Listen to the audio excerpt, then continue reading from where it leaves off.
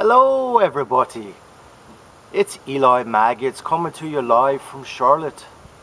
Top of the morning to you, or top of the evening to you, as the case may be. I know you're thinking I'm coming from Dublin, but no, I'm coming from Charlotte.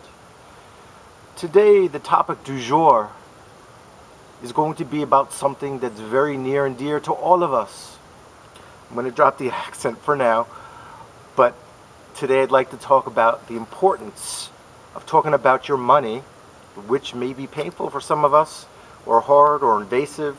Talking about our money before we actually go out and look for a house, and before you make an offer for a house. So today I want to discuss pre-qualifying and pre-approval.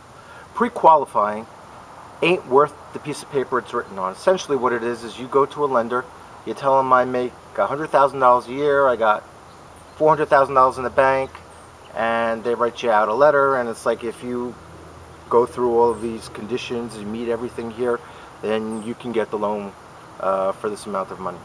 Ain't worth anything. A pre-approval is worth something. So what you do is you go to a lender, you go to a mortgage bank, a banker, a broker, your own personal bank, and what they're going to do is they're going to get invasive.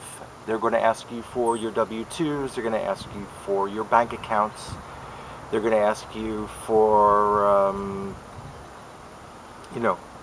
everything financial that they can make a decision on so that they can get you a loan. When they get you a pre-approval, they're going to give you a specific amount that you're approved for, and this way you know exactly what it is that you can do. What kind of house you can look for, what size of a house, how much you want to spend on the house. And you have some sort of outline as to what you're going to look for. So it's very important to get the pre-approval before you actually go out and look at the house. And the reasons are many.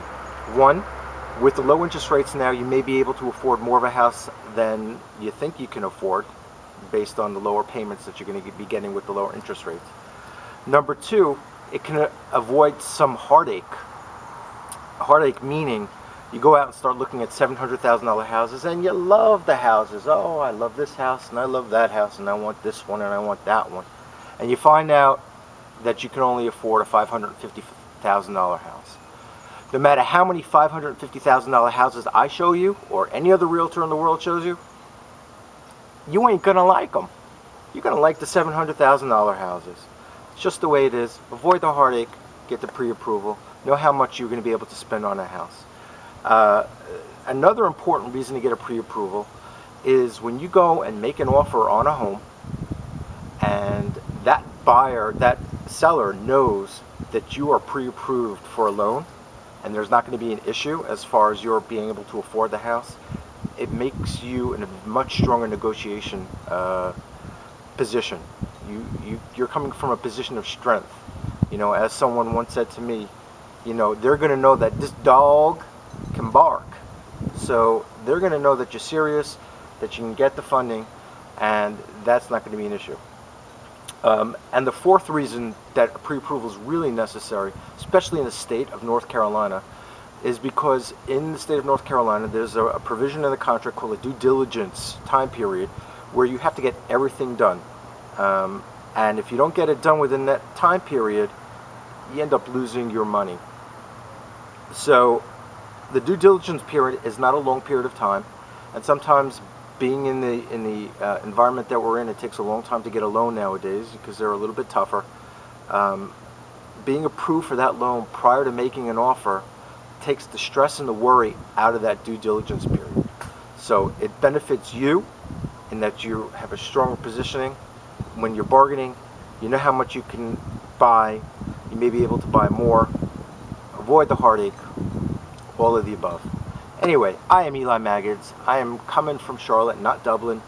If you want to reach me, talk to me, you can reach me at eli@elimaggots.com, or feel free to visit my website, which I hope you do because I got so much good stuff on there, at www.elimaggots.com. There should be a link down here. You can click on it. I think it's down here. I'm not sure. And go over and say hello. I am Eli Maggots, and I'm keeping it real. Thanks for watching. Talk to you guys soon. Bye.